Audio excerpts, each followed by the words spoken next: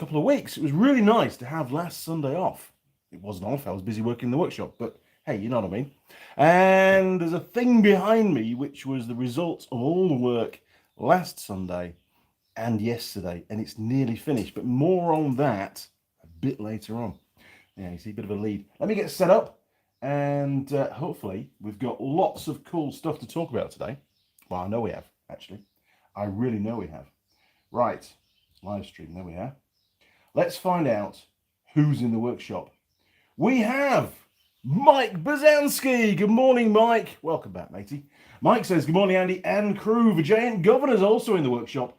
Good evening, Andy and family, watching from South Africa. What happened to last week's live stream? Well, the previous live stream to the one that didn't happen last week, I announced that we were going to drop down to fortnightly. So here I am now.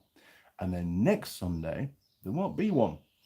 And then the Sunday after, there will be. The only difference, the only sort of change to that is any kind of sort of special events, which I'll try and let you know about. Or probably if I'm on the road, you know, around New Zealand, it's a Sunday morning, nothing else better to do.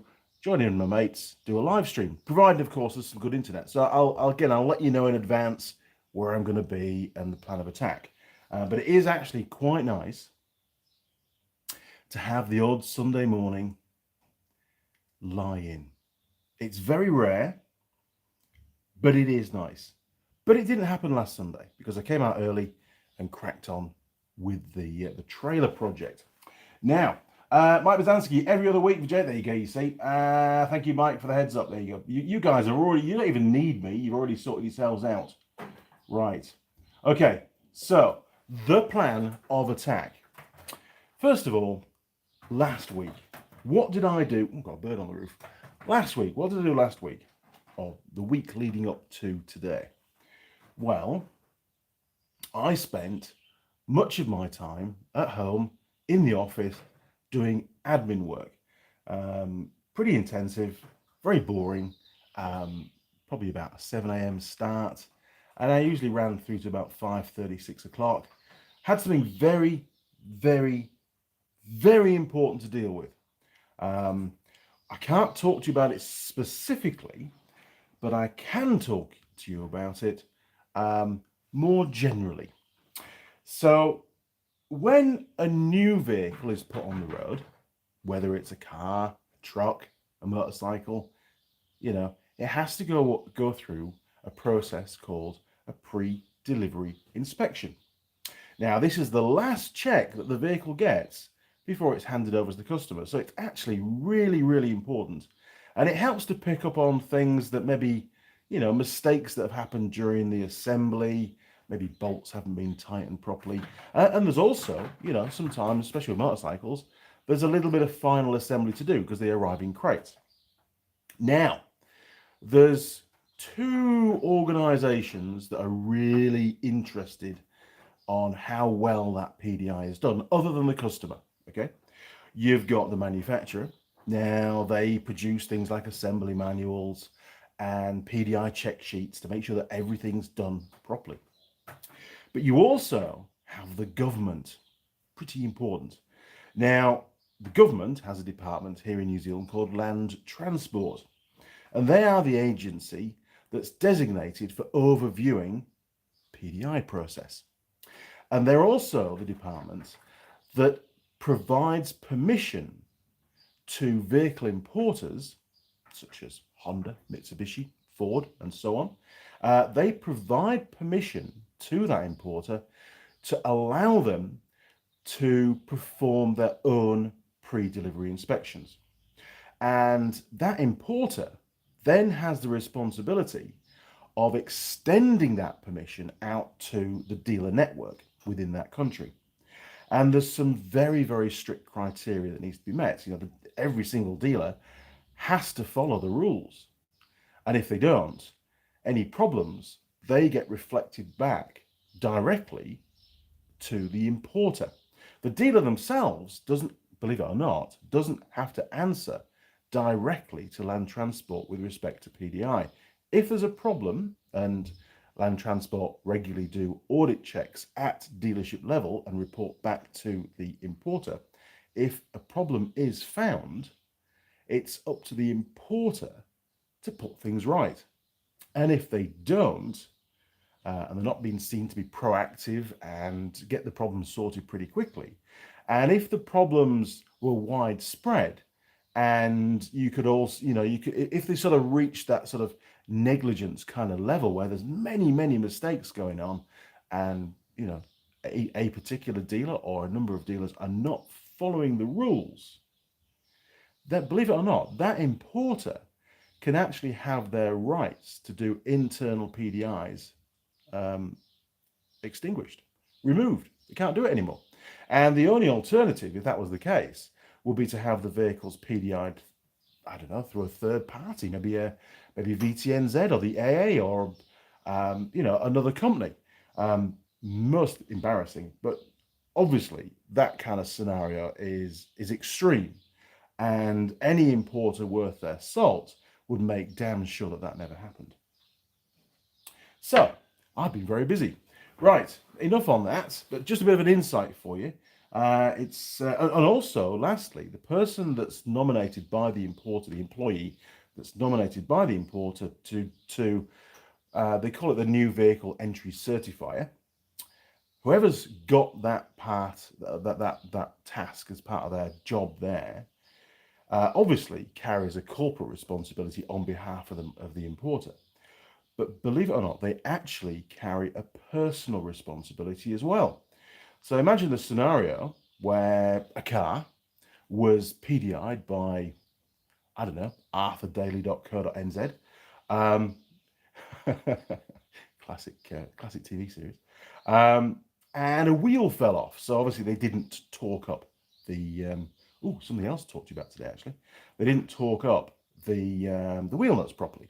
Or maybe they used a torque wrench that was, not really a torque wrench anymore. It hadn't been calibrated. And the driver died. So pretty serious stuff, right? Which is bad. It couldn't really get any worse. Maybe cause an accident and cause many people to die. Who knows? But there was deaths on the table.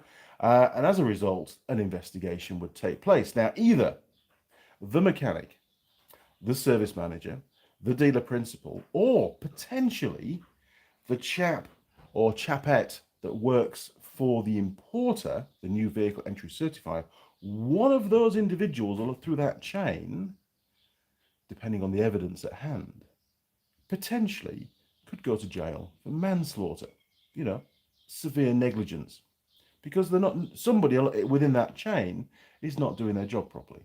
It's quite obvious, really. So yes, I've been very busy. Okay. Now, Thursday, I went up to Auckland.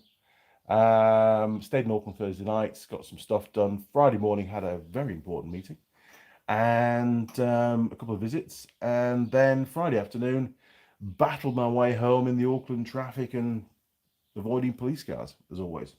So that was interesting. And then yesterday, a very long day in the workshop, pretty much finished the frame. Now, this is behind me. We'll have a wander around later on. This behind me is the pod. It's not the actual trailer itself. We're still waiting on some steel for the chassis. I'm waiting on all the suspension stuff, which we've now finalized, that I'm going to talk you through. And there will be a video covering, that's the plan. There'll be a video, I'm going to do a video today covering how I reached this design and all the various trailer design options that I sort of looked at, suspension ideas, braking methods, does it need to be braked, all that kind of stuff that you've got to sort of weigh up. And I hit a few roadblocks along the way, and I want to cover those in that video as well. But yes, the main frame for the pod is done. It just needs some mounts to bolt it down to the chassis putting on. It needs some mounts on the top so we can bolt the roof tent frame to it. It needs a door putting on the back, maybe some tie down points inside so we can ratchet strap things down, which would be really useful. And then that pod gets handed over to Mrs. Mechanic. She's going to clean it all up and paint it. Oh, and it also needs some mounts for the flooring to go in, which is going to be a timber floor. I decided that during my sleep last night. Okay, let's just rewind a little bit. Oh, Guy Martin is back in the workshop. Sorry, Guy, I didn't see you pop up there. Hi, Sir Andy. Yeah, I see someone's made you a lord. Oh, is it a lord? Guy Martin calling me lord, eh? Jeez. Things can't get any better, can they? Thank you, Guy. Most respectful. Appreciate that. You can potter off now and you know, take some of the land if you like. I'll give you 100 acres. There you go. 100 acres of the estate. You can set up the Guy Martin massive workshop. Connor K. Good morning, Andy and crew. Hope everybody is doing well. Yes, not bad. Very tired. Last night I was knackered. Welding and fabricating all day long after a very busy week as well. Just long days, you know. And probably feeling a bit under pressure because I'm on a deadline getting this trailer done. And it's not cheap. It's turning out to be quite an expensive project. I think we'll have to abort children's Christmas presents and birthday presents this year. JJ, morning Andy and crew. Good morning, JJ. Welcome back. Appreciate that. Sheldon is in the workshop. Good morning, Andy and crew. Bit late. Better watch the start of this. Yes. Well, we just had general banter, really. A little bit of talk about what I've been up to during the week and a bit of a segue or an introduction into the trailer stuff that we're going to brush through. There will be a video on that. I'm not going to cover everything in this live stream because live streams are not really watched that much by that many people. If it's a video, it seems to get a lot more viewership. So is that a word? So lost me throw there. Yes, PDIs. Just going back to PDIs, there's one thing I wanted to cover on that. So, land transport here in New Zealand. This is quite serious, and I really would like some input on this. I have a very strong opinion on it. Land transport, a few years ago, and I'm not entirely sure, removed the requirement, because during PDI, you use some tools, right? You use tire pressure gauges, you use torque wrenches and stuff to assemble the vehicle to a specification. That's the thing. It's got to be done to standard for quality control. And Land Transport, a government agency, removed the requirement for torque wrenches to have a calibration certificate. Yes, instead, I know you're all laughing now. Instead, somebody's nailing. Instead, they issued a document, and I'll try and find it in a minute, which requires a visual inspection of the torque wrench. Is it clean? Does it look damaged? Are all the nuts and bolts tightened up on the ratchet head? That kind of stuff. And if it passes the visual inspection, it's fine to use as a torque wrench. I'm just going to let you think about that for a second. So a torque wrench that looks okay is fit for purpose, right? It works. It's going to torque up the bolts accurately, the nuts and bolts. Yeah. I really, really would like to meet the person that went forward with that change. How on earth they can conceivably think that a torque wrench is fit for purpose if the calibration of said torque wrench is not verified, i.e., you might set the torque wrench to 30 Newton meters, and it might tighten the bolt to 40 Newton meters, or 20 Newton meters, or 22. That's not 30. It's wrong. Something could break. Wheel nuts, especially. You over tighten a wheel nut, it stretches the stud. The stud could fail. Wheel could fall off. Somebody could die. You know, you under tighten the wheel nut could come loose. Wheel could fall off. Somebody could die. Pretty simple. So, your thoughts, your feedback, because I'm going to be producing a report to Land Transport, and in that report it's going to include comments from many of the torque wrench importers here in New Zealand. Absolutely ludicrous. It's been raised with them formally now, and every single person I speak to has a very strong opinion about the fact that a calibration certificate is no longer needed. Wow. Okay, there you go. A bit of a strong discussion there.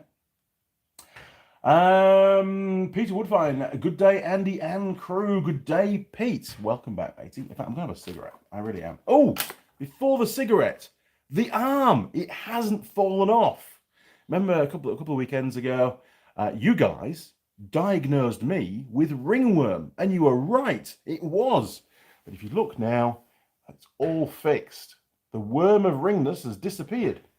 Yes, I'm about 2 weeks in with the cream, and just for your reference, because it seems that we all have ringworm, just most of us, it's not active. It hasn't got under your skin.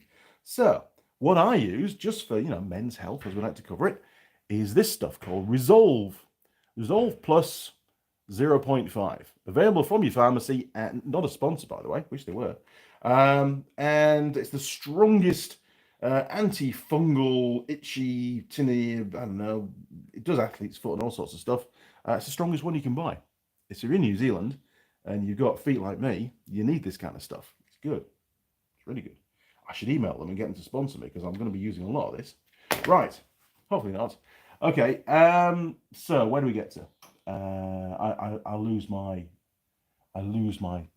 cigarette. That was it. We're gonna have a cigarette, finish the comments, and then we're gonna have a wander around the pod for the trailer, this thing behind me, and then we're gonna go and have a look at the suspension system that I've decided to use on this off-road and on-road trailer. Very interesting.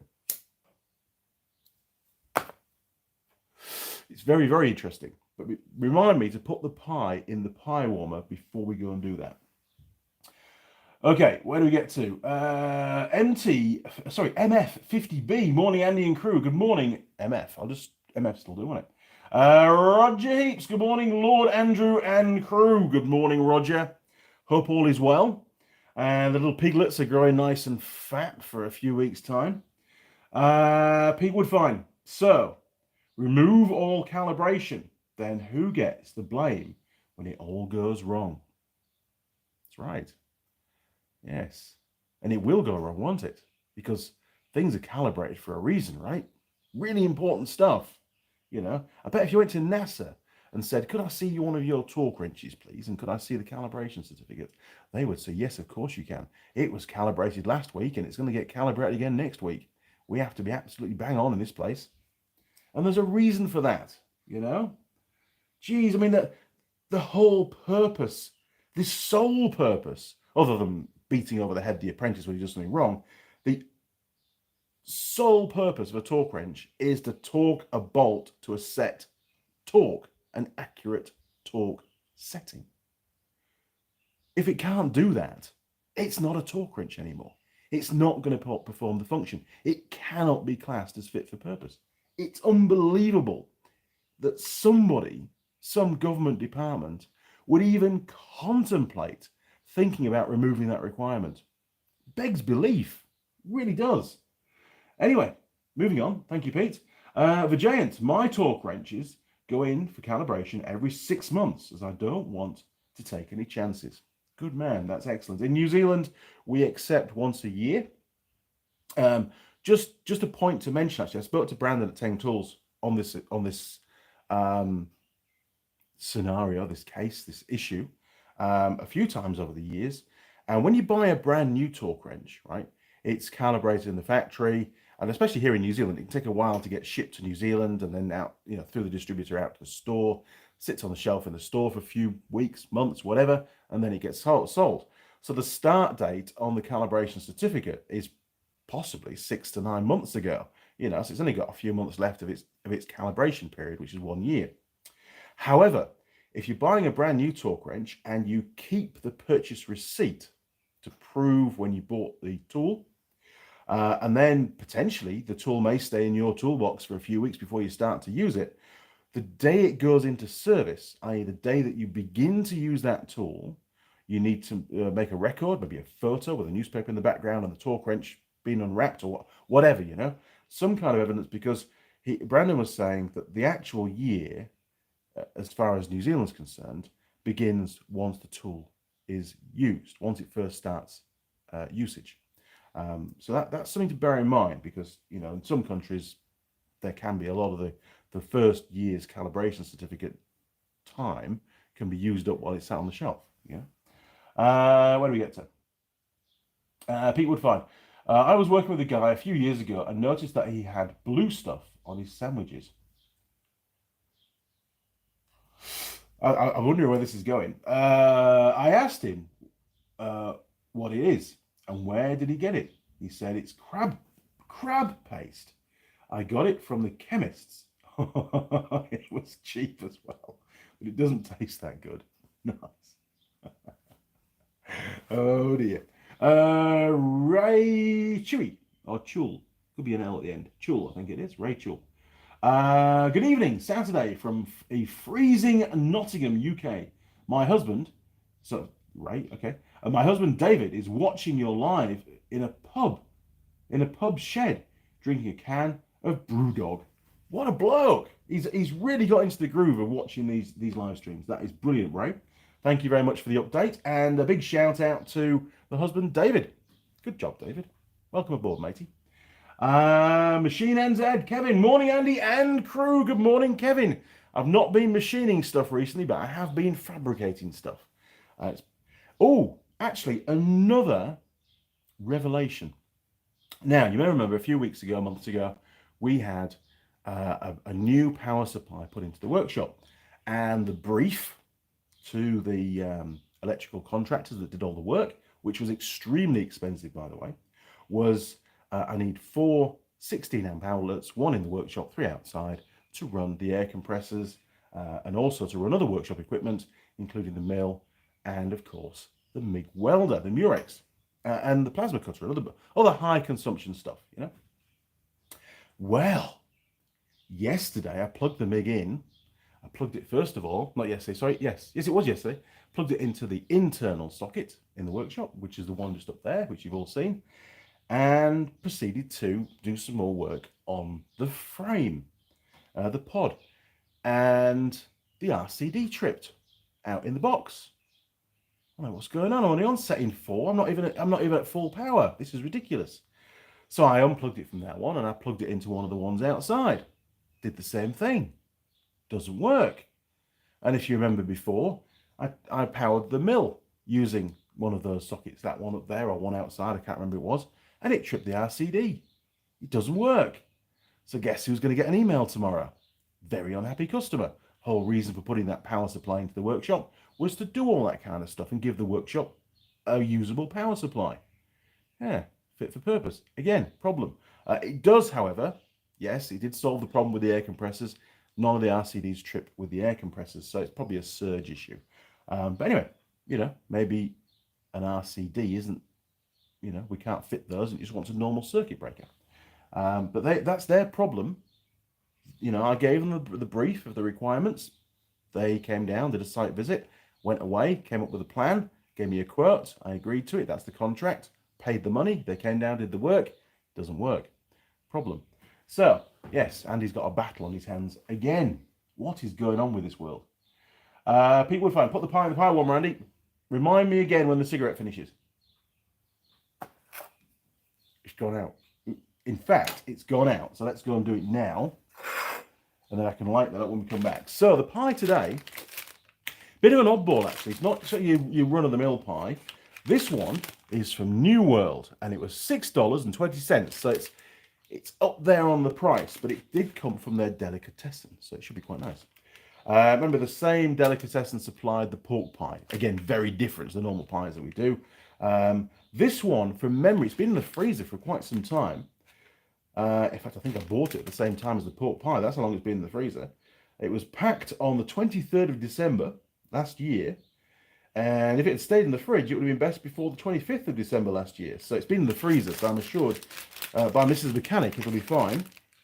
Here we go. I believe it's a pork and apple pie. So it's obviously savoury. Oh, here we go. Look at, oh my word, look at this. Right, here we go. Boom, boom, boom, boom, boom. Nice. It's big. Look at the size of it. It doesn't even fit on the screen. It's massive. Nice. It's all crispy around the edges. I'm going to look forward to eating this. It's quite slim. It's not quite as tall as most pies. But look at the design. It's got little ripples there for additional structural strength around the sides. No nasty puff. Well, maybe it has got puff pastry, but it's all pretty integral at the moment. It's got a little picture on the front, whatever that means. No idea. It's P for pie. There you go. Look. Okay, right, to the pie warmer. Let's get this thing fired up. Turn you around. 3, 2, 1. Boom. Okay. Here we go. Bad back today. Bad back from lifting that bloody frame, honestly. Okay, it's pretty heavy. Right, we'll stick it in there. Look, it nearly fills, at least, it's so much bigger than a normal pie. I'm going to be waddling around today. Right, so there we go. It's on, 23 minutes. And no, I really haven't cleaned the, look at the state of that. It's horrendous, isn't it? Needs a good clean, Mrs. Mechanic. It's not good. Okay, so while we're up, because I can finish my cigarette later on, let's have a quick sneaky peek at the frame. So just do a side-on view first. This is the pod. Okay, P for pork pie. Good man. This is the pod. Now, obviously, the design of this trailer has kept evolving, as things do. It's if you're in Metro, I'm not going to give you the inches. I've no idea the imperial stuff. It's 1,160 millimeters in width. Okay. Now that was calculated because obviously the track, the width of the axle between the two tires needs to be the same as on the Jimny, so it follows the ruts. Right. That's really important for an off-road trailer, that it's matched to the towing vehicle. Otherwise, it can skip in and out of ruts and it becomes a little bit unstable. And they can actually turn over at speed, which is bad. What else? Right, so I had... Geez, sorry, welding mask. I had to... The whole thing... In fact, you didn't see any of this because I didn't do a video on it. I didn't have time. The whole frame was tacked together first, which gave it rigidity and hopefully, you know, prevented any kind of heat distortion during welding. That was the plan. It was braced up as well. So I had to, these were only tacked in, I had to move these two here to line up with the, what I'm calling the subframe on the trailer. The main trailer chassis has two very heavy box section cross members for this new suspension system, and these will sit directly above and can be bolted to the same cross members for mounting, as is we can bolt down the sides, because the side rails of the trailer, again the same 150x4 mil box, will form the outer chassis rails on the trailer. Slightly different design to originally planned. I was going to go for a central spine, but more on that video I'm doing. So this is the rear of the trailer, and it has the little kick to give you an increased departure angle, because the last thing you want is to drag your ass when you're going through gullies and stuff. Very important. I decided, this end's quite interesting, rather than just have a plain old square box that looks boring, I put a 45-degree sort of chamfer on there, and when the aluminium panel goes on, which I'm pretty sure it'll be aluminium, obviously it'll be skinned. There may well be another light piece of angle iron or something to go in there just to stop the aluminium from rattling. Put that in there, and then of course we've now got the cross brace at the front. Now the reason for that is off-road trailers can quite easily roll over, so that acts a bit like a roll frame. So if it rolls over, all the impact's going to be on here, and that's going to be transferred down there, and it's going to be nice and strong. All of this has been fabricated from 40 millimeters by 40 millimeters by 4 mil box, I think it is. Let's have a look. This is the stuff here, look. Pretty sure it's 4, it might be 5 mil actually, looking at that. Jeez. Let's just quickly measure it up. Bear with me. Let me get the verniers out. I need to know. It's one thing I wasn't 100% certain on actually, one thing I haven't checked. I bought this box section ages ago. Not for another job, just for... Oh yeah, pretty much 4 mil. Okay, so that's okay. I thought 5 mil was going to be a bit over the top, to be honest. No wonder it weighs so much. Okay, cool. That's that. Right. We do have some drawings to go through. I'm going to cover these in more detail a bit later on. This is the suspension system. And these down here are all my sort of fag packet drawings. That's the most recent one. And that's an earlier one there, look. So I'm going to I'll briefly talk you through all that a bit later on, once we've done, once we've done pie. Or should we do it now? No, we'll do it now. Let's do it now. Let's get rid of the box section. Okay, so where do we start? Let's start from the beginning first of all. So the original plan, and this is only very brief, and I will cover some of this in the video, but the video is more about general trailer design from my personal experience, and I'm not an expert. But the original design, we have to have the design features, the design brief that I put together incorporates an extendable drawbar. so that when you're off-roading, the drawbar can be extended to increase the gap between your towing vehicle and the trailer. And that does two things. One, it allows the trailer to go full 90 degrees to the Jeep, to the towing vehicle, without any kind of collision. In actual fact, it'll allow it to go slightly over 90 degrees, which is even better. Secondly, when you're going through a gully, whatever's mounted on the trailer, if it's too close to your spare wheel on the back door, they can touch, as the vehicle goes through the dip, through the V of the dip. And of course, it can smash the rear window or damage the back of your vehicle. So a nice long drawbar is a really good idea on an off-road trailer. It keeps the bulk of the trailer away from the towing vehicle. And it also allows you to, reverse up a bit easier, because sometimes you've got to be a bit aggressive when you're off-roading if you're getting stuck. And, long drawbar. But when you're on the road, when we're driving on the road and on the ferry as well, because you pay per meter length of your trailer, you can shorten the drawbar down by about a meter. I think it's about 900 millimeters, I think it is. And that'll save you some money. So, it's got an option there, hasn't it? Now, originally this trailer was going to have hydraulic brakes. We were going to use, I did look at independent suspension units that use rubberized blocks inside box section. Indispension units, we call them in the UK. Way too expensive. They've gone up a lot on price. Then I looked at leaf springs and so on. And in the end, we have, yeah, see, there's a good, that's got the pod on it. Now, this isn't to scale. This is just me, just thrashing it out how it's going to generally look and to make notes of the design. And this one here, I've put the leaf springs on, which is what I was going to be doing until Thursday morning when I got to Auckland and got talking to the lads at Trailcom that do all the Trojan stuff. Now, I think the best thing to do is let's go and watch a video first, because the suspension, I found a video on YouTube for you that you're going to watch. Bear with me. I need to get my little box back, I think. Yes.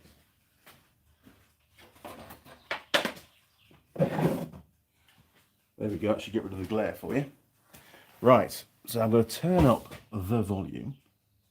Oh, wrong way. Oh, wrong way. Oh, wrong way. Oh. Bear with me. I'm messing this up now. Right. So the suspension that we decided to go for is Cruise Master. And there's a picture of it there, look. Now, they do different types of suspension. But the Cruise Master CRS2. Now, this is basically a normal cross-country suspension. It's not the most aggressive suspension that they do, but if you want to go onto their website at some point and read all about it, you can do. Just type in Cruise Master Australia, and this is what the website looks like, so you should recognize it pretty much straight away. And there's lots of really interesting information on there about it. And to me, other than the fact it's electric brakes, which I am not a fan of, but this might convince me otherwise, it's coil sprung, which is a much better spring for an off-road environment than a leaf spring. And it's got trailing arms, a bit like a motocross bike or a quad bike, It's got trailing arms, which are far more in tune to reacting to changes in the road surface quickly. And ultimately, it should end up in a smoother ride and keep the tyres in contact with the ground a lot better. And it has twin shock absorbers. But I've got a little video here for you. Let me just open this up. Now, the lads down there won't mind me showing you this because they have supported the trip. There you go.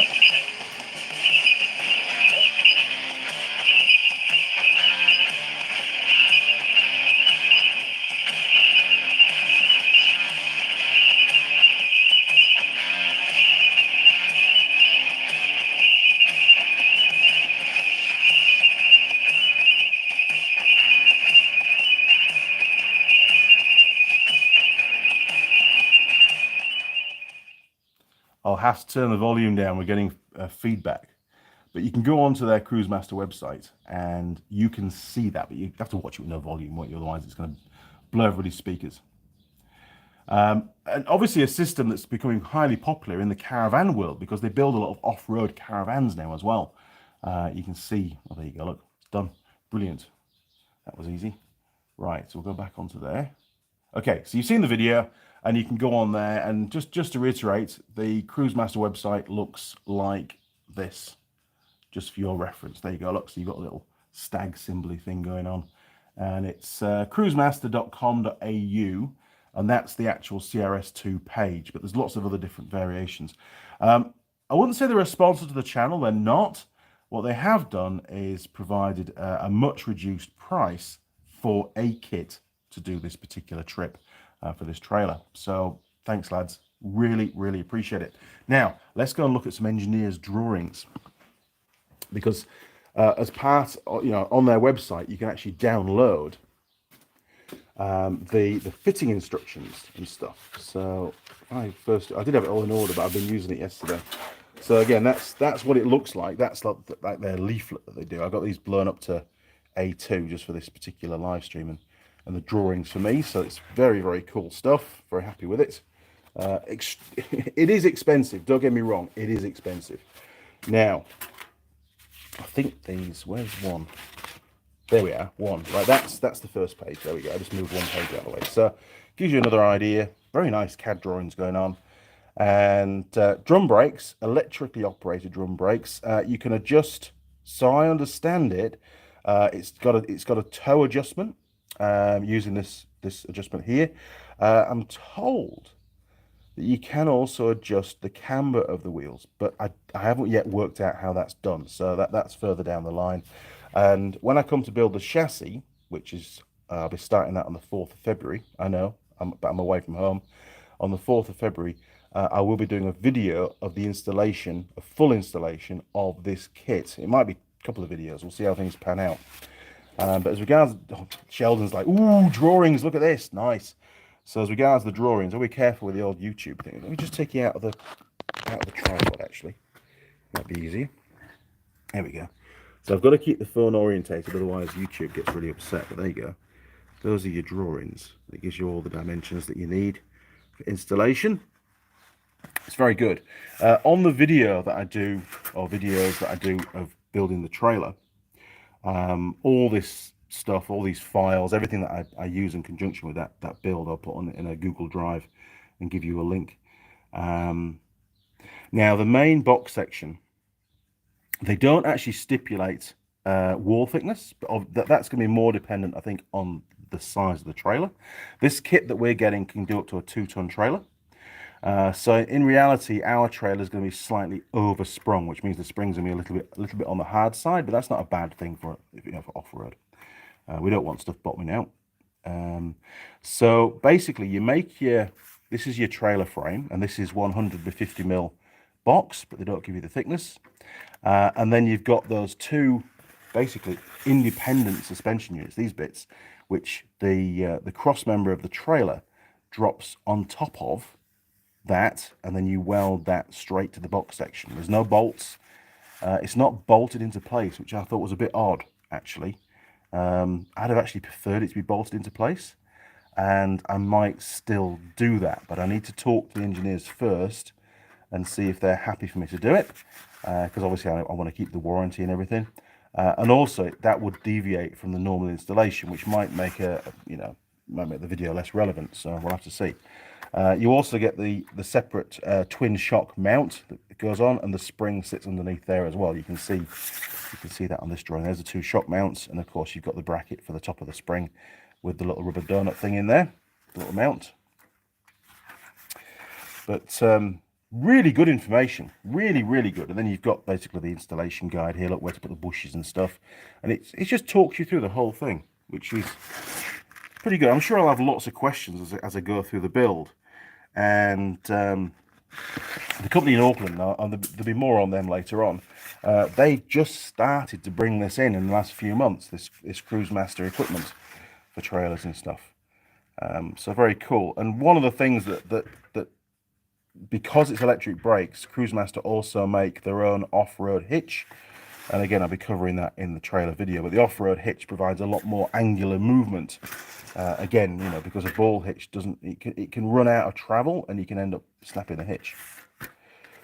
But there you go, look. Sheldon's like, ooh, I like those drawings. Yeah, it's a bit better than my fag packet drawings, aren't they? And the good news is you can get all the parts off the shelf as well. You know, you can get 13 again if you want to move it all to a different trailer. You can just get one of those, and because it's welded on. It's not the end of the world, but I would prefer it to be bolted. But, you know, there may be a reason for that. Look at that, pretty cool. Okay, right, back to the bench. I'm sure there's lots and lots of questions now about that. There we go. Right, let me sort the camera out because, man, we're all over the place. What's going on, Andy? Useless. Okay, right. So you've sort of watched the video, and I know we had a lot of feedback on the audio, and I didn't plan on that actually. I thought it would be all right, but clearly not. Let me get back to the live stream. Boom. There we go. Turn the volume down. Yes, volume is down. Here, look at this. There we go.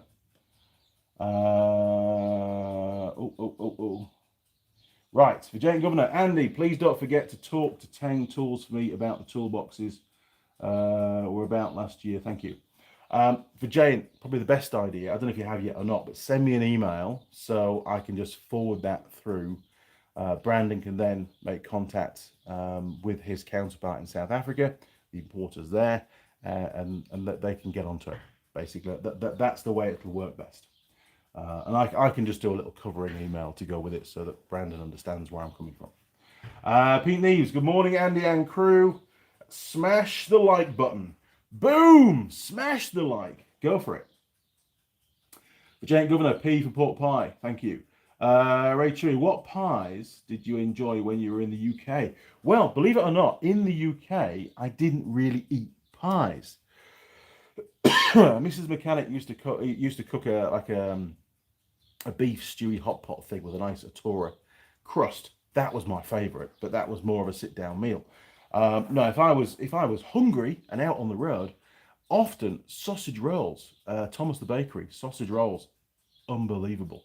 You cannot sausage rolls here in New Zealand, in general, they're actually a very different thing to in the UK. They put like peas and vegetables and stuff in sausage rolls with a tiny bit of sausage meat. They don't taste anything like the UK ones, and so I went off them really quick when I got here. I just didn't like them.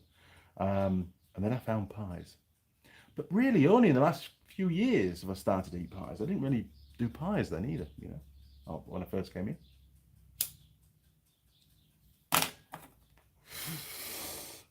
Sheldon, Holy 1.6 mil furniture tuning would have been okay for you.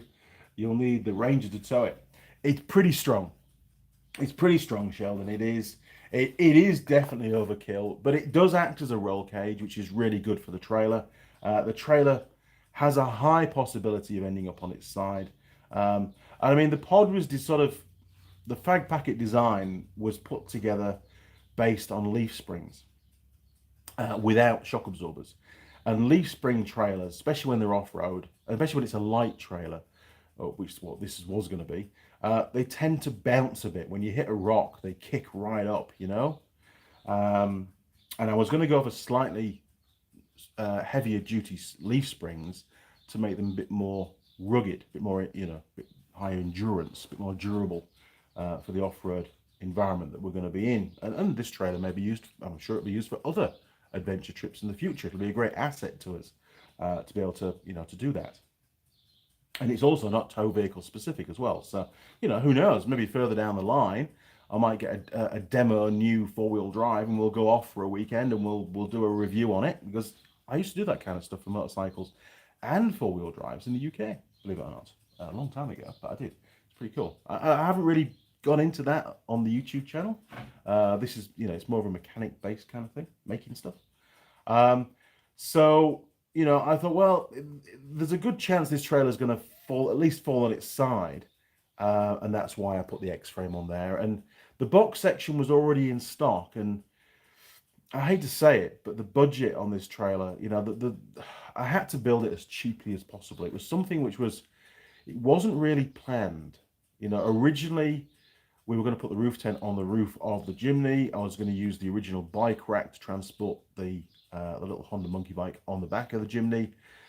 And then when the Jimny turned up, I had a quick look at the chassis and how thick the chassis is, which is pretty thin. And to have that kind of tongue weight, i.e. weight on the hitch of the rack and the bike, it was about double what Suzuki recommend or stipulate on the tow bar. And then you take it into an off-road environment because the bike might have broken down. We could be in a really rugged environment. Got to get the bike out. That bike's bouncing now up and down on the back of the Jeep as it's going over the rocks and things. And that potentially could have torn the tow bar out of the chassis. So for that reason, combined with the fact I didn't really want to put my big toolbox in the back of the Jimny because there's no real tie down points and it would be sliding around, it would probably smash up the interior, and it's a brand new car. I thought, right, solution, off-road trailer, something a bit different, and we'll have all the tools, spares and everything in the pod. Or we can have the bike when it's not being ridden, start and finish of the trip and so on. Breakdowns, hopefully there won't be any, on the front of the trailer on like a bike rack. And then the roof tent can also then go on the trailer as well, because then it brings the height of the roof tent down and it makes the whole thing more aerodynamic. And to be fair, putting a roof tent on top of a Jimny, it's quite a bit of weight up there and it dramatically affects the stability of the vehicle. It really does. I've done it before on the old SJ410s and stuff, put things on heavy roof racks. Man, you've got to be careful, you really have. And, if you're on a side slope or something, having that extra weight up high can cause the vehicle to roll over a lot easier. So quite a few reasons why the trailer, I think, is probably a better option for this particular trip. Although I do agree that towing a trailer in an off-road environment, the chances of getting stuck or having problems are far, far greater because you've got that big load being dragged behind you. So there's pros and cons of the whole thing, but we do need a roof tent. Okay, where do we get to? Scrolling down. So Sheldon, you're right. It is very, very strong. Jim Haynes, I'm late, but did hit the like button. Thank you, Jim. Welcome aboard, matey. Andy's been waffling as always.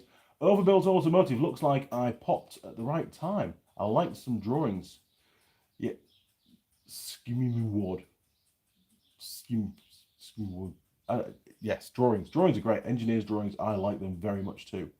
Well, I messed up the letter. There we go. I missed the M. Okay. Yeah, I didn't get that.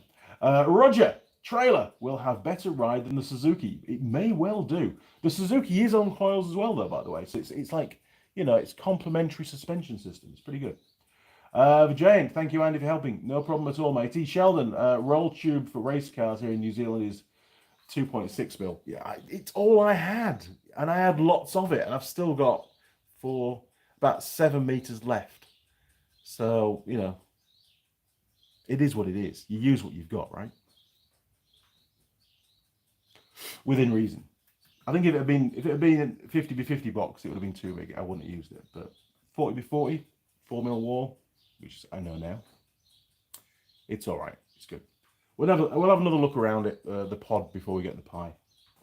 MF. Thomas the Bakers now do a deli sausage roll, which is very filling and tastes great. Well, thanks. Appreciate that, MF. I can't get one because I'm in New Zealand, but you've made me already, drool over that thought. Purple Monkey, 1974. Conventional tow ball or pin type hitch. Yes, I'm not good in an off-road environment, especially the ball type, because if you can imagine, you've got the towing vehicle on the trailer, you go down the ditch, so the towing vehicle goes down, so you've got that angular there, and then as the towing vehicle comes through the ditch, you get that point here where the tow hitch, the ball itself, the coupling, can run out of travel. And I've seen it many, many times on on four-wheel drive vehicles.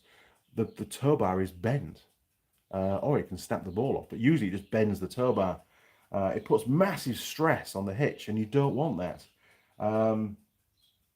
Let me see if I can find a picture of the hitch that we're going for. I'm just going to... Oh, there goes the pie. Awesome. So, Cruise Master hitch. Let's have a look. Images. There we go. That's the one. Oh, with the handbrake. Even better. I'm going to bring the picture up and then you can have a look. Hang on a minute. You might have to put up with a spawn one. What's that? No. Yes, I want it bigger. There we go. Right. Here you are, I'll turn you around to have a quick look. In fact, I'll take you out of the tripod again because it's a lot easier. Okay, there we go, look. So that is the hitch.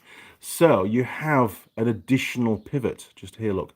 Some of them have the pivot set further back. There's a few different designs of these, and this wasn't the original one we went for, but we have to go with this given the fact we're using the rest of the Cruise Master suspension system. And it basically bolts via a special hitch. So the 50mm ball goes, and there's a special coupling that goes on the end of your tow bar, and then it can swivel on this section. There's basically this yoke, a bit like a prop shaft. It goes through the middle of that casting, and it can rotate. Oh, just pan out a bit. There we are. It can rotate like that on this shaft, like a not. Oh, hang on. There we are. Look, touchscreen. Forgot about that. But also you've got this additional movement, angular movement on the actual point where it joins onto the vehicle through these bearings here. Look, so very cool. It will definitely do the job. It wasn't my first choice, but it still performs exactly the same function as the one that I did choose to go for. But yeah, not cheap. I keep saying it, not cheap at all. Right, turn you around. Boom. There we go. Terrible camera work, Andy, but it's what happens when you're doing live streams. You can't edit stuff, can you? It's just the way it is. Okay, back to the live stream again. There we go. Right. Now, hang on. Better rather than Suzuki. Thank you for yes. Right, here we go. Look, Machine NZ. What's the maximum brake weight the Jimny can tow? Not enough. Unbraked, 500 kilograms. This trailer will probably weigh 500 kilograms when it's finished, which means you could put nothing in it. Braked, 950 kilograms. That's it. Legally. Will that be enough? Yes, I think it will. There's two reasons why I went for a braked trailer. Sorry, camera's all over the place. One is obviously we're going to be over the 500 kgs, so that means it has to be braked. But I was already considering having the trailer braked anyway, because in an off-road environment, if you're going down a steep descent, especially, or in actual fact, an ascent as well. If going down a hill, first of all, if you haven't got brakes on your trailer and it's quite loose terrain, the trailer can push the vehicle down and cause the vehicle to jackknife on the hill. Seen it, done it before personally. It's not a great experience, and it often results in damage to your towing vehicle. And the Jimny's brand new, so go look after it, right? So there was two reasons for that. One is, it's overweight to be unbraked anyway, and in an off-road environment, you should really have brakes. But also, if you're doing an ascent and you lose traction, say the climb's quite steep and you run out of traction and you come to a halt, the trailer can, if it's not being braked, it can drag you down the hill. Now, if it was hydraulic brakes, the brakes are only actuated through a plunger on the hitch. When the towing vehicle brakes, it pushes the plunger and that applies the brakes on the trailer. So on an ascent, hydraulic brake system isn't actuated. An electric brake system is much better for off-road use, although I don't like electric brakes. I know I keep saying it. I think they're overcomplicated. There's a lot more components that can fail, and they're hard to fix out in the field. But because of that reason, they are safer. And this isn't blurb from their website. It probably doesn't even mention that kind of stuff on their website. This is from an experienced off-roader that's towed trailers, driven Unimogs, all that kind of stuff for many, many, many years, run the largest off-road driving centre in the UK for many, many years. From me to you, it's a good thing, Those swivel hitches weren't available when I was building trailers in the UK. You couldn't get them. So we used to just use the old ring and pin hitch because that had more travel, but angular travel than a normal ball hitch. But they were noisy because they'd clunk, clunk, clunk, clunk because there was a lot of movement in them, Anyway, now hang on. Have you estimated the trailer's weight all up? Not yet. No, the pod. Once I've finished welding all the bits and pieces on it, I've got a crane scale, so I'm gonna stick it on the winch, get it airborne, see what it weighs. From yesterday, moving it around, I think that's probably around about the 150 kg mark at the moment. I could be wrong. I'm getting old, and I'm a lot weaker than I used to be. So I think that's a ballpark. What we've still got to weld on it is nominal. It's small pieces. Yes, it needs a door. So maybe it's going to get up to 200 kgs for the pod, aluminium panels included. I think that's acceptable. The pod is bolted to the trailer. So, you know, in the future, that was another change in the design. It was going to be part of the chassis. It can be unbolted. The trailer can be used for other stuff. You know, the way it's been designed is you could just drop in a couple of bike channels, and you could put a couple of motorcycles on there and have the little monkey across the front, and all of a sudden it becomes a bike trailer. You know, very simple, just by undoing maybe half a dozen bolts and lifting the pod off with Trevor the tractor, and away you go. You've got you know, it becomes modular, and who knows what we'll be using the trailer for in the future. But the basic chassis with that kind of suspension to it is going to be awesome. You know, and to justify building it, you've got to use that trailer. I don't want to use it once for the trip and then park it in the garden for a few years. That would be absolute sacrilege. It needs to be used. Vijayans, the price of steel in South Africa is very expensive. It's bloody expensive here, and that was another reason why I just wanted to use what I already had in stock, because it was already paid for, and it just freed up a bit more money, you know, for other parts of the build, because I've still got wheels and tires to get. I've still got the aluminium paneling to get. I've got all the lights to get for it. You know, there's quite a lot of stuff still to source, and I think putting the steel aside, and some of the steel is on order for the chassis, so I've got to pay for that as well. So I think all up, even the fact that I've used essentially already paid for steel, if we put that to one side and class it as free, you know, I know it's not really, but the trailer's probably going to cost about $5,000 to build all up, and that's a lot more than I originally planned. But it isn't everything these days. Prices of stuff have gone through the roof. Now then, Purple Monkey, as I thought. Sheldon, that's a cool hitch. We'll put the trailer on the corner weighing scales when you're through. Would that be cool? Yes, we could do that.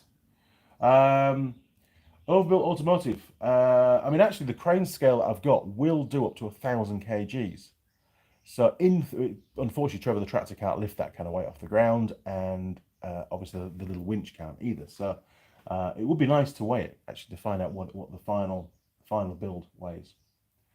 Overbuilt Automotive, yes, neat hitch. Never seen one in the States, but I ain't ever seen an off-road trailer either. Just normal trailers beat to hell, lol.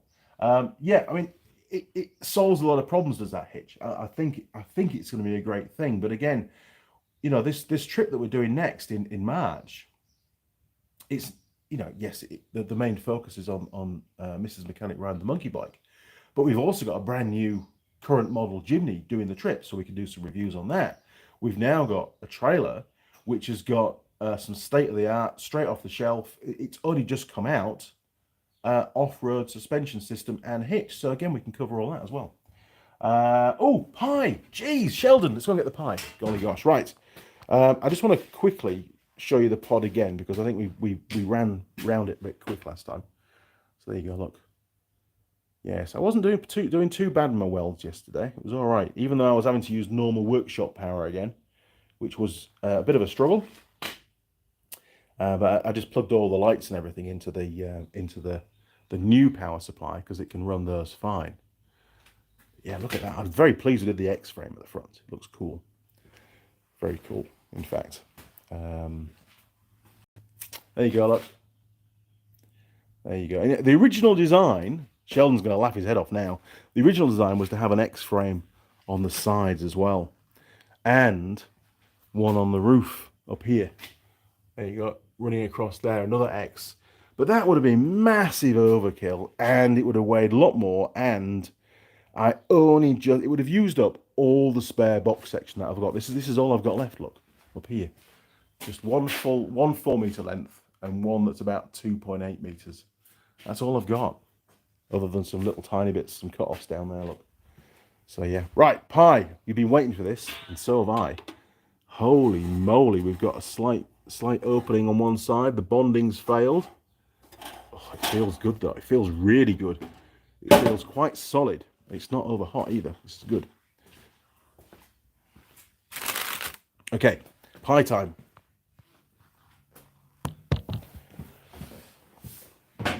There we go. Right. Dum, dum, dum, dum, dum. Okay. Slurp of coffee. Clear the palate. Where are we up to? Geez, lots of comments. Jim K! Hello, hello! Good morning, Jim! Welcome to the workshop again, sir. You should have been in a bit earlier on because we've been talking all about trailers and suspension and just it's good to get some feedback because you know I'm not a professional at building trailers. I've built a few trailers over the years, but sometimes people come up with other ideas and go, why don't you try this? Oh, that's a great idea, you know? It's all about collaboration and talking and discussing things with people because there's some very clever people out there. Purple Monkey 1974. Pod will be the outdoor storage after the you better believe it. He'll get filled with something. Overbuilt automotive. I'm getting weaker myself. I will mark my word. Start working out as a single man of 43 years. I come to realize that younger women are the only option I see so far that would be the second reason. Yeah, just getting weak, mate. I you know, that's the take I get from that is, you know, I used to just, I couldn't afford an engine hoist when we first started with the off-road centre. And I used to just unbolt the engine mount to the little Suzuki Jeep engines, stand on the inner wings, bend right over, give it a bit of a wiggle, and lift the engine out and pass it off to one of the mechanics. Or if I was on my own, sit it on the wing on a bit of old carpet, jump down, because scratches didn't matter on our Jeeps, jump down and then lift it off and take it in the workshop. I didn't use an engine, I didn't have an engine hoist. I used to carry axles around on my shoulder. Now, might still be able to do it if I really push myself, but I probably hurt myself doing it. So I try and avoid that kind of stuff. And that's one of the reasons why I got Trevor the tractor is, you know, he does all the hard work for me now, moving things around. Overbuilt automotive, first being just sucks. Eng week. It does. A bean week. Yes. Sorry, you missed the BF. It does. It just, yeah. I agree. You'll be more careful these days. As you get older, you'll be more careful. Stuff I used to do years ago was just unbelievable. Sheldon, hi Andy, thank you. Overbuilt automotive, pod looks great. Thank you very much. It's sort of, you know, it's evolved. It's got there. Sheldon, like the pod design. Good man, thank you. Overbuilt automotive, I could see an X on the roof just because. Yeah, well, it was all to do with the fact that it could roll over, you know, so all of a sudden the roof becomes a side, right? You know, so, and plus I've got a roof tent mount on there, and I thought, well, I don't need it, you know, I've got to be sensible about this, and it saves a bit of work, and I'm short of time. I've only got 7 more days to finish the whole thing. That includes the trailer itself, and build the little bike rack thing at the front and stuff, and mount the roof tent, and get it all painted, and put the aluminium panels on, and it's just, there's a lot of work to do. That's 7 working days. I've got actually 2 months before the trip starts, whenever the hell that is, March sometime. Right, Machine said, I might have missed, but are you sleeping in the pod also? No, we've got a roof tent going on top of the pod. That's the plan. Right, pie. Here we go. Okay, quick look. It is still, actually, it is still quite hot.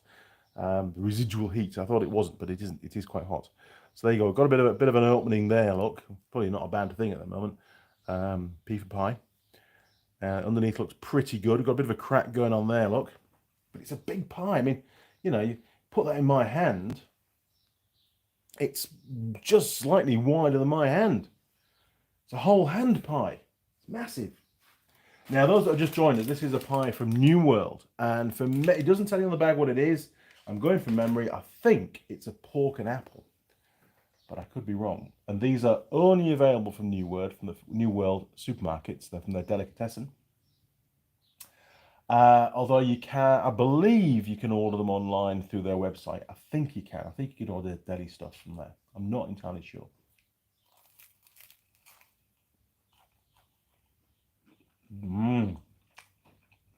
Wow. It is pork. That's good. That's really good. Okay, we're going to keep going.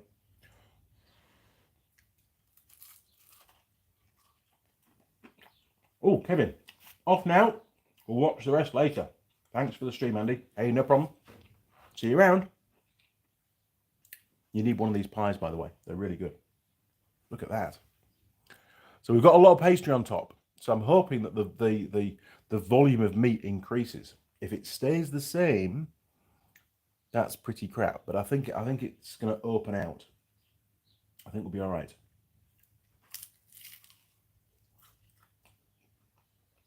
I'm going to keep going a bit before I start doing some scrolls because there's so much pie to get through.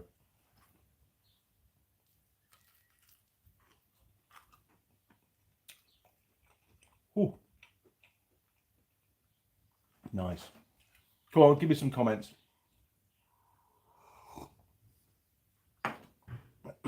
Right. Okay, let's have a little sneaky peek inside. Oh, yes. It's all right. It's just, all it is the top is folding over when I'm eating it. There's actually quite a good depth of pork in there. It's pretty good. Shredded pork. Okay. Right. Taste stroke flavour. It's proper shredded pork in there. I think it's very nice. Pastry is quite crunchy, but that's fine. It sort of still goes well. I'm going to give it a 9. That might change. It might get even better once we get right into the middle of the pie, but I'll give it a 9 for now. Structure Foley Partners. Well, I think it's a bit early on for that. I mean, nothing's fallen off yet. We've got one little piece of pastry on the bench. It's a pretty solid pie, in all honesty. Runnability test. One more bite and we'll do that. It's such a wide pie, you're sort of working your way across the pie. It's weird. Okay, so 45 degrees, 30 seconds, starting now. There you go, look. 45 degrees. In fact, that's a bit more than 45 degrees. There you go, it's pretty good. Have we got any movement? Don't think so. It's pretty good to me. Yep, that's a full pass. It was close. There was a bit just hanging in there, actually. But it passed. Nothing fell out. So we'll give it... Did have a couple of cracks. I'll give it a 9. Let's give it a 9. I think it deserves a 10. It's not bulletproof. Oh, sorry. That was runnability. Well, no, it actually passed the runnability test. Okay. Right. Meat quality. I had a pie the other day. Yesterday, in fact. I had a pie yesterday, and it had a bit of gristle in it. I can't remember the make of it now. Mrs. Mechanic will remind me. Right, big chunk of meat.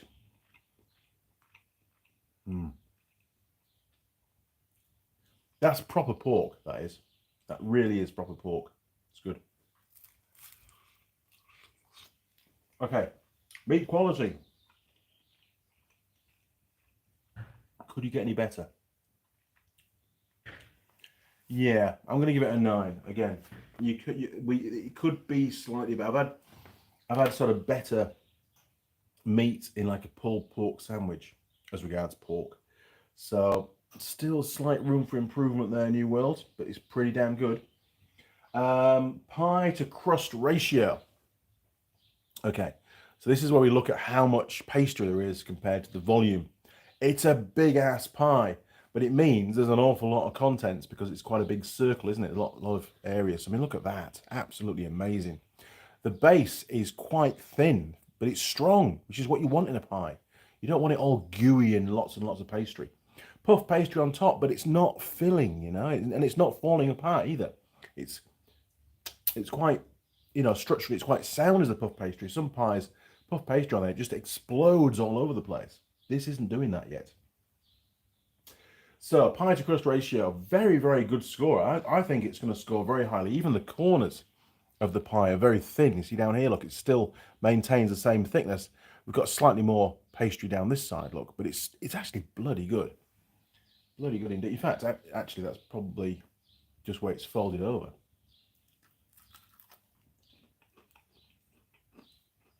So it's not bad. So, pie to crust ratio, lots of filling versus not that much pastry, really, when you compare the two. I think it's going to score pretty high, actually. I'm going to give it, do I give it a 10 or a 9? Give it a 9. It's 9s today, isn't it? I'm going to give it a 9.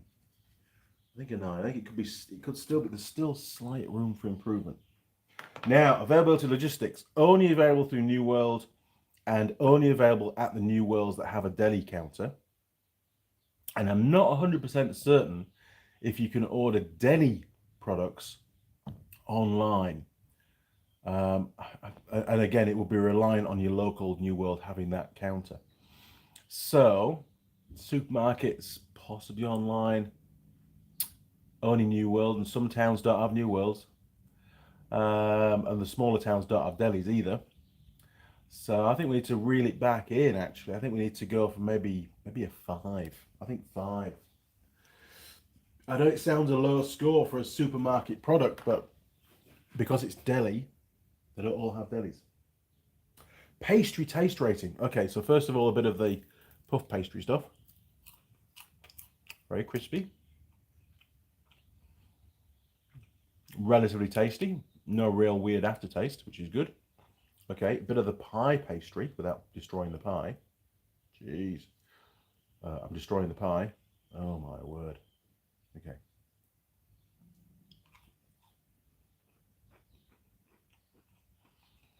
Good and crunchy.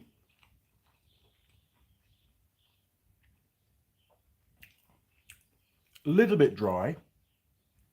You really need a drink with this pie.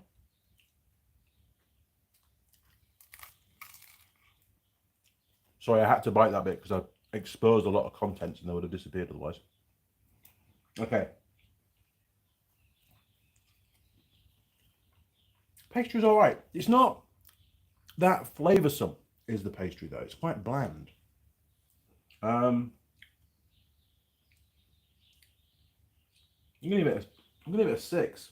Actually, no, I'll give it a 7. I'll give it a 7. I think 7. Again, you know, if they just put up, I don't know, something else, just to give it a bit more flavour, but maybe they wanted to focus on the contents. I don't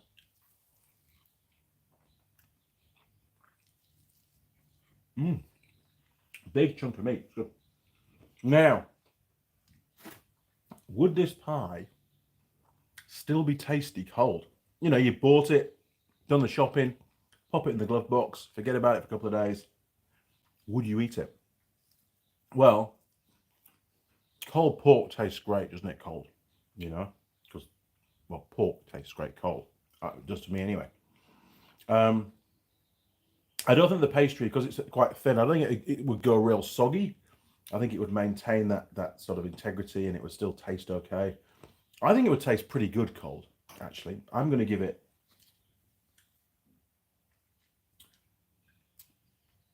I can't be absolutely certain because it's not cold. But I think it will be very good. I'm going to give it a 9. I'm going to stick my neck out and say I predict, based on the taste at the moment and what the contents are and the pastry flavour. And pastry doesn't change a lot, does it? You know, from hot to cold on the flavour. I'm going to go with a 9. I'm going to give it a 9. Now, if I get another one of these, which I probably will, maybe I'll cut a small piece off and I'll eat it cold just to see how good it is, because it might actually be fine cold, you know. Okay. Now, packaging design. It's pretty basic. All they do is put a sticker on it. And realistically, the only reason why they put the sticker on it is so they can charge you for the right thing at the counter, yeah? Although they do tell you it's gourmet, which is nice. So, not a lot of thought gone into the packaging design, to be honest. It's just a paper bag, so... Oh, they have put a little label on it there, look, to tell you that the paper's from a renewable source or something. FSC, paper from a responsible. What the hell's that word? Oh, I had a crease on it. Responsible sources, but it starts with an E. That's weird. Typo. Really looks like an E, not an S. Very strange. Okay, so that's good. They're giving the label on there. So, I don't know. Part of the design is where you source the materials, right? So we'll give them a point for that. I'll give them 2. I know 2's very, very low, but it's just a paper bag, right? Now, recyclable score. They tell us it's paper and it's from a responsible source. It can be fully recycled. They get 10. They get a full 10 for that. Good lad. Well done. Well done, Mr. New World. Now, pie server attractiveness. Golly, this was just before Christmas. I remember it very well, actually. I bought this in Matter. It was. It was a young lad. So obviously we've got to, you got to look at the lad. Well, actually it's a modern world, isn't it? So I can't even say that anymore. Yeah, he was very helpful, very accommodating, very welcoming. Hey, how's it going, mate? Oh, that's a lot of beers that you're buying. Yes, I drink a lot of beer. Thank you. So I give him an 8. I'm pretty sure I saw some of the checkout girls, constantly glancing over at him. Maybe it was me. I don't know. Probably him. I think. In reality, while he was working, so he was obviously doing a good job there. So he gets 8 out of 10 for that. Now, post heartburn. I haven't had any burps, no sense of heartburn whatsoever. So it's doing pretty well. And we've still got a fair way to go. I mean, look at that. Heaps of pie still to go.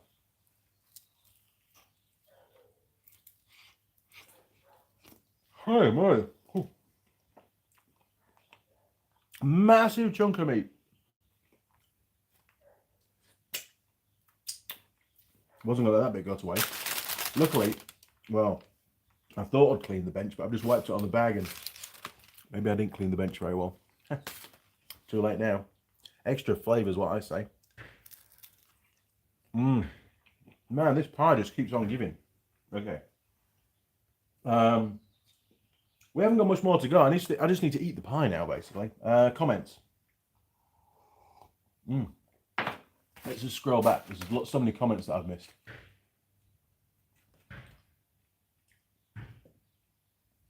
Oh, Roger, what dates are you planning to be here? Now, let me message you later on, because the dates have been jumping around all over the place. Can't be 100% certain I'm going to be right, so I'll message you later on that. Al Alish, if you have a roof tent, you better reinforce the roof. Funny guy. The roof tent's going on the pod, and as you'll see, the pod will definitely hold my weight and Mrs. Mechanic's weight. Funny guy. Scott, late to the show. Pie and pod look great. Cheers, Scott. Overbuilt Automotive. Pork, yuck. Needs beef, extra sharp cheddar cheese, onions. Well, pork is actually quite nice, especially sort of pulled pork, and it's lots of little bits and big chunks and pulled bits. It's actually quite nice.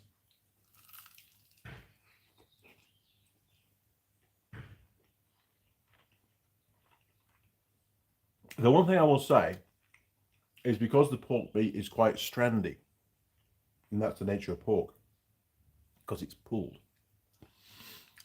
When you're eating the pie, you end up pulling meat from much further down the pie as you're trying to eat.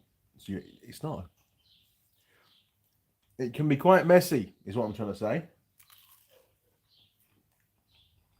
Even with the best possible pie management skills, it could still catch you out. Now, Purple Monkey, haha, said Peckers. Overbuilt Automotive intended got to have a bit of comedy. Yeah, it's all good, matey. It's all good. Pete Woodfine, Overbuilt Automotive. Do you eat all of them or just the tips? What? All the jalapenos. Funny. Purple Monkey XM4. Overbuilt. Big thumbs up. That's private conversation. Oven Builds Automotive. I make a very good, in brackets, I call it shepherd's pie, close brackets, roast beef, gravy, vegetables, piled on top of mashed potatoes, onion cheddar taters. I bet that tastes pretty good, actually. Pete Woodfine, I eat it all, lol. Holy crap. Sheldon, what need lunch today, mate? I'm still going. It's a good pie. I definitely won't need lunch today. Although we have got lunch today.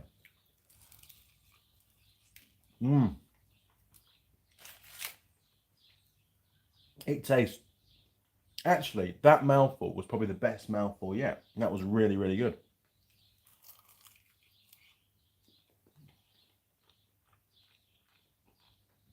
Really good. We've still got some stuff to do on the live stream, by the way. It's not just pie and then stop. We've got other things on the list because by doing a live stream every other week, there's a lot more to cover.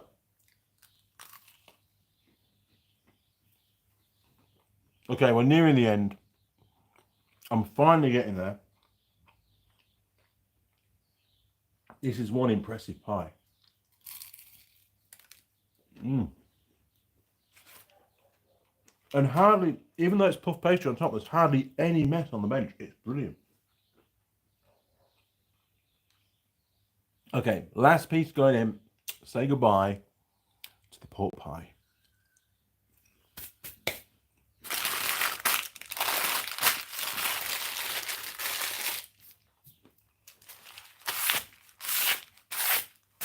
Good job. That's how I clean my benches. Oops. Okay, so 2 scores still to go. We have got post pie heartburn. This point in time, there's nothing, no burps, no nothing. So gets a 10. At the moment, it gets a 10. I mean, obviously, if things progress during the morning, I'll change the score. Stuffability score. I am pretty stuffed. That was a good big pie. It wasn't massively deep, but there was still a lot of volume overall because it was such large diameter. For a morning pie, it was probably a little bit too much. You could probably get away with just cutting it in half. I mean, who's going to do that, you know? But you could save the half for another day. Right, we're down. That's 8. We just lost 2 there. We're down to 8 now. Spoke too soon, didn't I? So, slightly stuffed, actually. So, the perfect size pie would be a 10 out of 10. If you're still hungry, then obviously a lower score. But also if you're overstuffed, because the last thing you want is to be lethargic when you're in the workshop. You want to crack on and get stuff done, you know? It's like eating one too many bacon sarnies. It's a problem. It's nice when it happens, but it's a problem post last sandwich. So, what do I give it? We're going back down from the 10 score. I'm going to go for an 8, I think. I think that's fair. Okay, we have some addition to do. Here we go. Turn you around. 3, 2, 1. Boom. Right. Dum, dum, dum, dum, dum. Bear with me. Get the camera sorted out so you need to see the scores. There we go. Oh, man. Okay, so we've got... Oh, Structure Foley Partners. I didn't actually score that. It was actually very... I'm going to give it a 9. It was actually very good. The only bit that was a problem was the cracks at the start where the lid had just lifted off a little bit. But it didn't actually cause a problem during the consumption of the pie. Okay, so 18, 28, 37, 46, 51, 58, 67, 69, 79, 87, 95, oh my word, 95, 103. What the hell? Is that a new winner? 103? Is that right? Should we just double check that? You better check my arithmetic on this one. 18, 28, 37, 46, 51, 58, 67, 69,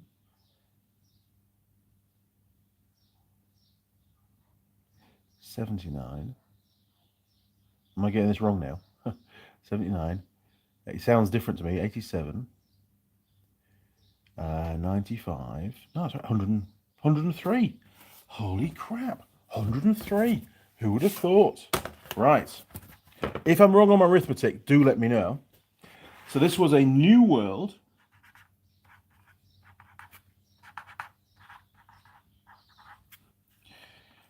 Pork and apple. I didn't taste a lot of apple, to be fair.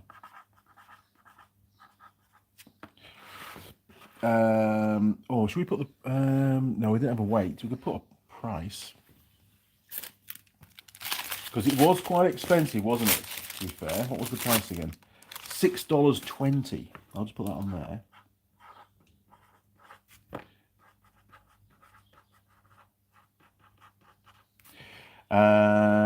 And it got 103. I'll just put from Delhi. There we go. Very tasty.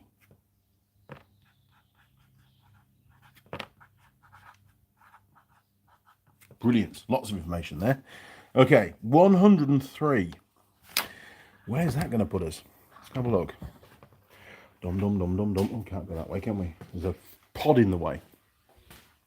103. Where did we get to? Oh, almost. So Atta's Bar, chicken, bacon and mushroom, 106. Lamb's pie, steak, cheese and bacon, very tasty, 104. Wild Bean Cafe, gourmet steak and cheese, 103. Man, you see, Wild Bean Cafe, there's lots of them around New Zealand because they form part of the BP petrol station. So that would have done better on logistics side of it. But I would, honestly, I would say, oh, geez. I would, look how grubby these things are. It's all the dust in the workshop. I would say that I'm going to move that one down because it definitely, if we hadn't had those burps, man, we'd be right up there, wouldn't we? It definitely tastes better than the Wild Bean Cafe gourmet steak and cheese, I would say, which is saying something. There you go, look. Shared third position with the Wild Bean Cafe. I think that's actually pretty good, to be honest. It's pretty good because for me to go and get another one of those is a bit of a ball ache. You know, no matter where I am in New Zealand, there's a good chance I'll get to a New World and they won't have it. Whereas if I get to a Wild Bean Cafe, they will pretty much always have one of those. So from a logistical perspective and availability, that's why Wild Bean Cafe do so well out of it. Cool, good job. We're gonna need a bigger cupboard soon. Jeez, and probably a bigger shirt as well. Right, there we go. Hi, Lily. Right, back to the bench. Time for another cigarette. Probably my last one, actually. Turn you around, 3, 2, 1, boom. Okay, sort the camera out, Andy. Sort the camera out. There we go, that should work. Okay, so what are we on now? We are almost an hour and a half into this live stream. Jeez, not falling from school. We're probably not far off the end of it.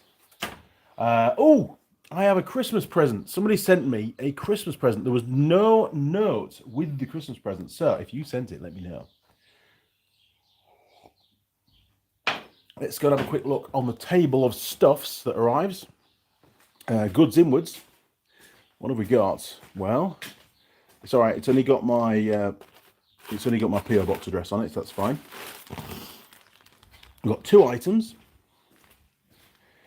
I'm gonna actually do this stood up. Might be a bit easier. So we'll just sort the old camera out.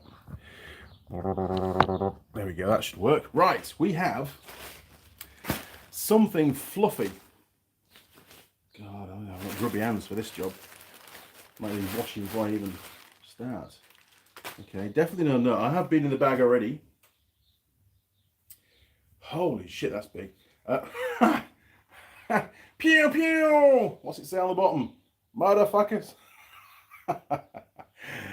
Okay, who sent me that? Seriously, it's massive. It's going to drown me, is that? It's even too big for Ben. That's classic. Right, thank you very much for that Christmas present. I have no idea when I'm going to wear that. Probably not at the pub, I would suggest. Maybe next Christmas when we're watching TV at home. Yes, not quite what I was expecting, but thank you very much. We'll stick that on. Right, on to more serious stuff. We can sit back down for this, so I'll just sort the camera out again. There we go. Turn around, boom, that should work. Okay, so yes, so if you sent me that, do please own up, because you know I don't take it. It's pretty cool. It's very different. I would not normally wear anything like that. Thank you very much. But hey, you know, it was a gift, so you're going to wear it, right? I will be wearing that at some point. It is very large, though. I must admit, it makes me, you know. Anyway, it'll be very comfy, I'm sure. Now, hang on. We got a text or something. What was that?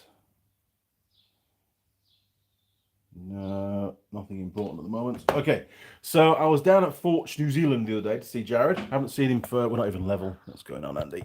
Not even seen him for since this side of Christmas, or after post-Christmas, post-New Year. And Jared said, I've got a present for you. I said, oh, really? Very nice. So he got me one of these. He said it was kicking around and he couldn't remember who he ordered it for. So he said, if you want it, you can have it. I said, well, most definitely. It is made by Alpha. And it's one of those, what do they call it? It's like a carbide burr piece. Right, bear with me. Just get it out of the thingy. Now, I don't actually have any of these, but I do now. Look at that. It's pretty cool. So it's what they call a double cut type. I'm just learning the technology on these things. Will it work better on the shirt? I don't know. There you go. Look, is that going to work? Can't get too close to the camera, otherwise that might work. So anyway, very useful for getting off burrs and stuff and the little holes. So I'm sure that'll be quite useful for Mrs. Mechanic in her arsenal of weld tidying up and deburring stuff that she does a lot of for me. This is a 3/8 Imperial. There you go. I did think about buying a few of these actually.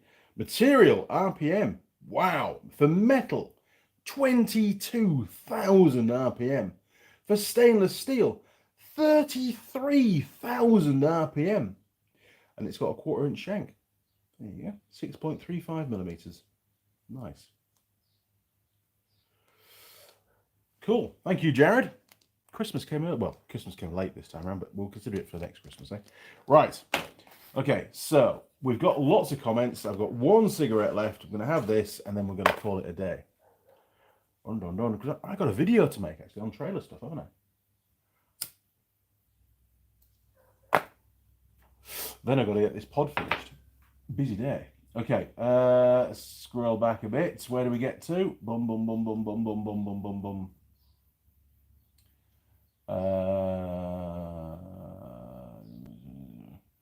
Sheldon, you can't beat Sunday roast.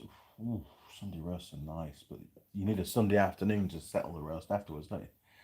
Overbuild Automotive. I got to go in a bit, getting nothing done much. Love and God bless. Andy, have fun on your bills. Cheers, matey. Appreciate that.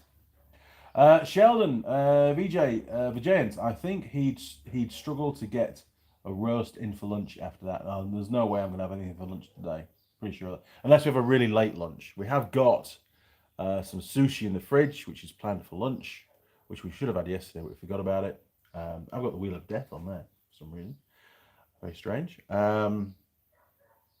So yeah, we might have that, but we'll have a late lunch, I think, because I'm pretty stuffed, in all honesty, with a big pie. Sheldon, all this talk of pie has my boy ask me for a pie. Overbuilt, Sheldon, lol, it will happen. Roger Heaps. So, Turbo Kit is incoming for tow trailer. To tow trailer. I think you can get full factory kit now, ex-South Africa, as they make 5-door turbo version. Holy crap. I don't know. We'll see how it goes. I'm a huge fan of reliability, dependability, and you know, the more you stress an engine, the more your components you put on there, the more modifications that you make. Only one thing can happen, and that's you reduce the reliability. There's more components that could potentially fail, and therefore reliability has to come down, unless those components are in a redundancy system where that will come into play should the original system fail, like, you know, like satellites and rockets and stuff. They have all, you know, secondary systems that can take over. That wouldn't be the case with a turbocharger on the Jimny. Plus, I would tend to drive it faster, and they don't handle, which is the two things don't go together. What we've got now, I've got the Wheel of Death on here. Might just reboot that one. I know we'll get connect to the internet. What are you on about? Am I not? Hang on, bear with me. It is disconnected from the internet for some reason, and now I've lost the live stream altogether. Stupid thing. Jeez. It's obviously the laptop's jealous of the pie. That's what it is. Is it going to work? I might have to piggyback onto the workshop one. We'll see how things go.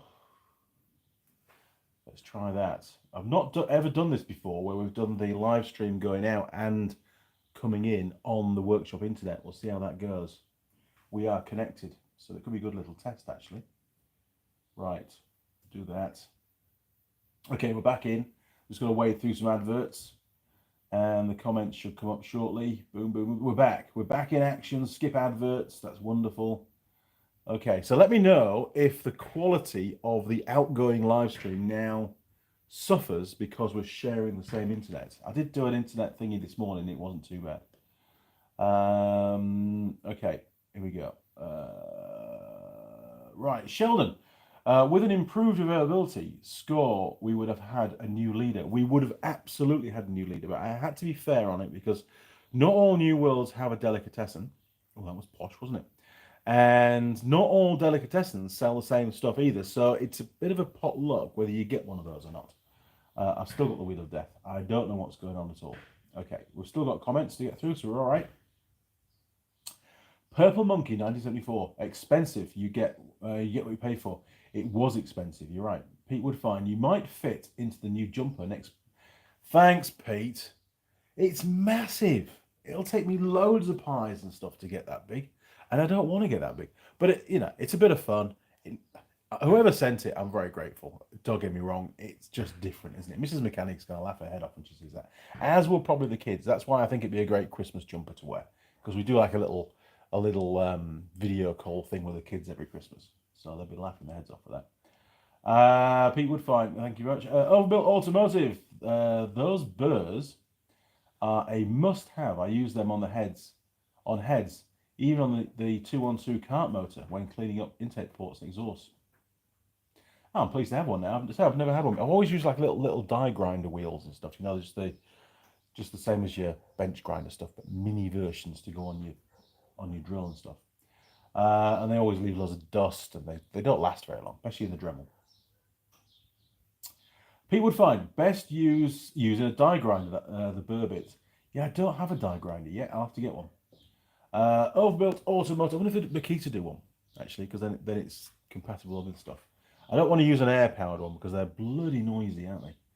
Overbuilt Automotive. David Vizard, YouTube channel. He is a head expert. Literally the master. Check him out. Is a must for all engine guys. His word for all the big players. He's worked for all the big players. Cosworth, Formula One, the lot. Wow, I will definitely check that out. Overbuilt Automotive. Well, I'm gone now. Okay. Roger Heats, more power.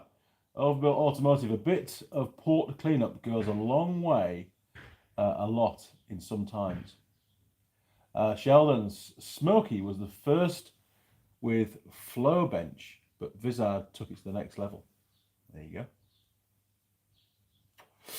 Purple Monkey, put it on. We need to see you try on the jumper. Really? Sheldon, 6-inch single cut burrs in my collection